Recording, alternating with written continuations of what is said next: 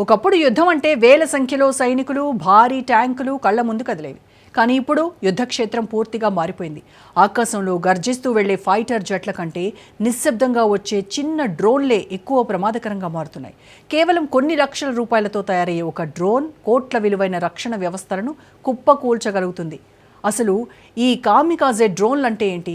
Russia Ukraine యుద్ధంలో ఇవి ప్రపంచ దేశాల రక్షణ వ్యూహాలను ఎలా మార్చేశాయి? ఇంతకీ అధునాతన యుద్ధ తంత్రంలో కీలకమైన ఈ ఆత్మాహుతి డ్రోన్లు మన భారతదేశం వద్ద కూడా ఉన్నాయా? సరిహద్దుల్లో మన సైన్యం వాడుతున్న నాగాస్త్ర నుండి రాబోయే శేషనాగ్ ప్రాజెక్టు వరకు భారత్ ఎంతటి శక్తివంతమైన ఆయుధాలను సిద్ధం చేసుకుంటోంది? పూర్తిగా మారిపోయిన యుద్ధక్షేత్రం, చిన్న సైజు భారీ విధ్వంసం. డ్రోన్ యుద్ధానికి భారత్ సిద్ధం. ప్రస్తుత కాలంలో యుద్ధక్షేత్రం పూర్తిగా మారిపోయింది. ఒకప్పుడు దేశాల సైనిక శక్తిని, వాటి వద్ద ఉన్న భారీ యుద్ధ విమానాలు, శక్తివంతమైన ట్యాంకులు, భారీ క్షిపణుల సంఖ్యను బట్టి అంచనా వేసేవారు. కానీ నేడు పరిస్థితి వేరుగా ఉంది. ఆకాశంలో గర్జిస్తూ వెళ్లే ఫైటర్ జెట్ల కంటే నిశ్శబ్దంగా గాలిలో తేలుతూ వచ్చి శత్రువులను దెబ్బతీసే చిన్నపాటి డ్రోన్లు ఇప్పుడు ప్రపంచ దేశాల సైన్యాలకు కంటి మీద కునుకు లేకుండా చేస్తున్నాయి. యుద్ధం అంటే కేవలం సరిహద్దుల్లో సైనికులు ఎదురెదురుగా నిలబడి పోరాడడం మాత్రమే కాదు. సాంకేతికత పెరిగే కొద్దీ ఆయుధాల తీరుతెన్నులు కూడా మారుతున్నాయి. ముఖ్యంగా కామికాజే డ్రోన్లు లేదా సూసైడ్ డ్రోన్ల రాకతో యుద్ధ నీతిలో కొత్త అధ్యాయం మొదలైంది. ప్రపంచ రక్షణ రంగంలో అత్యంత చర్చనీయాంశంగా మారింది. వీటిని సాంకేతిక పరిభాషలో లోయిటరింగ్ మ్యూనిషన్స్ అని కూడా పిలుస్తారు. అంటే ఇవి ఆకాశంలో కాసేపు తిరుగుతూ సరైన లక్ష్యం దొరికినప్పుడు దానిపైకి దూసుకెళ్లి పేలిపోతాయి. సాధారణ డ్రోన్లు బాంబులను వేసి తిరిగి వెనక్కి వస్తాయి. కానీ కామికాజే డ్రోన్లు తామే ఒక బాంబులా మారి లక్ష్యంతో పాటు అంతమైపోతాయి. అందుకే వీటిని సూసైడ్ డ్రోన్లు లేదా ఆత్మాహుతి డ్రోన్లు అని అంటారు. కామికాజే అనే పదానికి జపాన్ చరిత్రలో ఒక ప్రత్యేక అర్థం ఉంది. రెండో ప్రపంచ యుద్ధం సమయంలో జపాన్ వైమానిక దళానికి చెందిన పైలట్లు తమ విమానాలతో సహా శత్రువుల నౌకలను ఢీకొట్టి ప్రాణత్యాగం చేసేవారు. ఆ పైలట్లను కామికాజే అని పిలిచేవారు. ఇప్పుడు అదే సిద్ధాంతాన్ని మనుషులు లేకుండా కేవలం కృత్రిమ మేధస్సు, రిమోట్ కంట్రోల్ సహాయంతో పనిచేసే డ్రోన్ల ద్వారా అమలు చేస్తున్నారు. ఈ డ్రోన్లు పరిమాణంలో చిన్నవిగా ఉండటం వల్ల శత్రువుల రాడార్లకు చిక్కటం చాలా కష్టం. ఒకవేళ చిక్కినా వీటిని కూల్చటం ఆర్థికంగా శత్రువుకు పెద్ద నష్టాన్ని కలిగిస్తుంది. ఈ డ్రోన్ల వినియోగం రష్యా ఉక్రెయిన్ యుద్ధంలో పరాకాష్ఠకు చేరింది. ఈ మార్పుకు ప్రధాన కారణం ఖర్చు, ప్రభావం.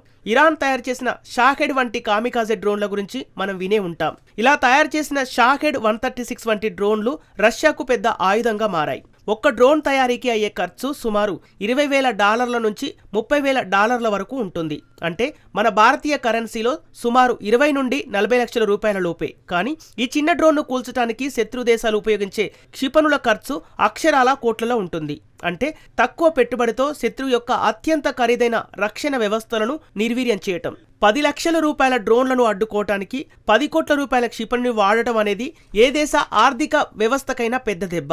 ఇలాంటి తక్కువ ఖర్చుతో కూడిన వ్యూహం వల్ల పెద్ద దేశాల రక్షణ వ్యవస్థలు కూడా ఇప్పుడు తలలు పట్టుకుంటున్నాయి. రష్యా ఉక్రెయిన్ మధ్య జరుగుతున్న సుదీర్ఘ యుద్ధంలో ఈ డ్రోన్లు ఎంతటి విధ్వంసాన్ని సృష్టించగలవో ప్రపంచం కల్లారా చూసింది. ఈ ప్రభావం ఎంతలా ఉందంటే సాంకేతికతలో అగ్రగామిగా ఉన్న అమెరికా కూడా ఇరాన్ డ్రోన్ల నమూనాను స్ఫూర్తిగా తీసుకొని లూకాస్ అనే తక్కువ ఖర్చుతో కూడిన డ్రోన్ల అభివృద్ధిపై దృష్టి సారించింది. ఈ నేపథ్యంలో ప్రపంచవ్యాప్తంగా రక్షణ రంగ నిపుణుల చూపు భారతదేశం వైపు మళ్లింది. పొరుగున ఉన్న చైనా, పాకిస్తాన్ వంటి దేశాల నుండి ఎదురవుతున్న సవాళ్లను తట్టుకోవటానికి భారత్ ఎలాంటి డ్రోన్ టెక్నాలజీని వాడుతోందనేది ఇప్పుడు ఆసక్తికరంగా మారింది. గతంలో మనం విదేశీ డ్రోన్లపై ఆధారపడేవాళ్ళం. కానీ ఇప్పుడు మేక్ ఇన్ ఇండియాలో భాగంగా స్వదేశీ సంస్థలు అద్భుతమైన కామికాజే డ్రోన్లను తయారు చేస్తున్నాయి. భారత సైన్యంలో చేరిన నాగాస్త్ర 1 ఇందుకు చక్కని ఉదాహరణ. ఇది శత్రువుల శిబిరాలను గుర్తించి అత్యంత ఖచ్చితత్వంతో వాటిని ధ్వంసం చేయగలదు. అలాగే స్కై సెక్టార్ వంటి డ్రోన్లు మన సరిహద్దులో నిఘా పెట్టడమే కాకుండా అవసరమైనప్పుడు శత్రువును మట్టుబెట్టడానికి సిద్ధంగా ఉన్నాయి. ఇవే కాకుండా శేషనాగ్ 150 వంటి ప్రాజెక్టుల ద్వారా భారత్ సుదూర లక్ష్యాలను ఛేదించగల సామర్థ్యాన్ని పెంచుకుంటోంది. సోలార్ ఇండస్ట్రీస్ రూపొందించిన ఈ డ్రోన్ 2024 నుండి సరిహద్దులో పహారా కాస్తోంది. దీని ప్రత్యేకత ఏమిటంటే ఇది గాలిలో తిరుగుతూ శత్రువుల కదలికలను గమనిస్తుంది. సరైన సమయం చూసి నేరుగా లక్ష్యంపైకి దూసుకెళ్లి పేలిపోతుంది. దీనివల్ల మన సైనికులకు ఎటువంటి ప్రాణహాని లేకుండానే శత్రువును సమర్థవంతంగా దెబ్బతీయవచ్చు.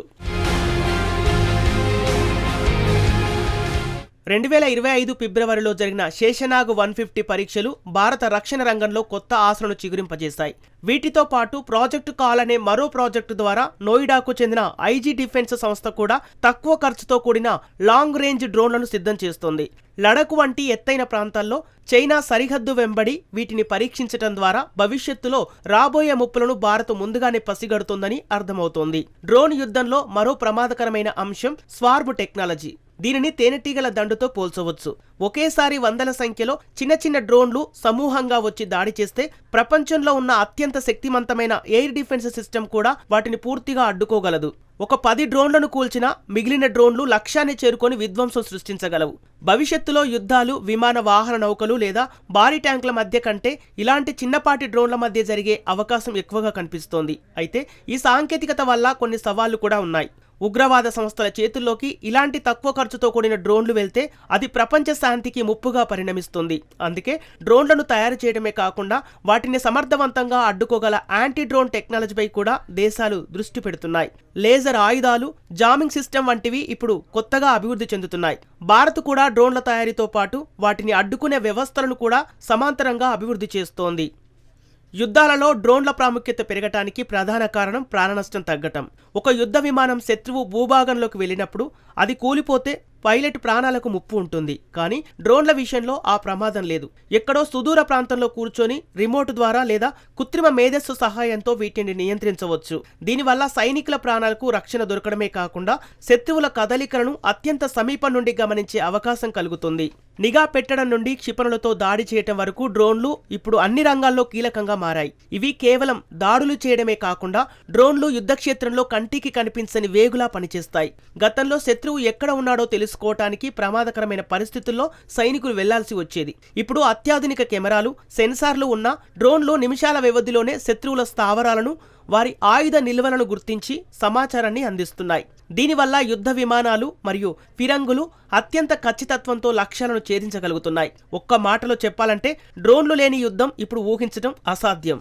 మొత్తంగా రాబోయే రోజుల్లో యుద్ధాలు కేవలం తుపాకులు, క్షిపణులతోనే జరగవు.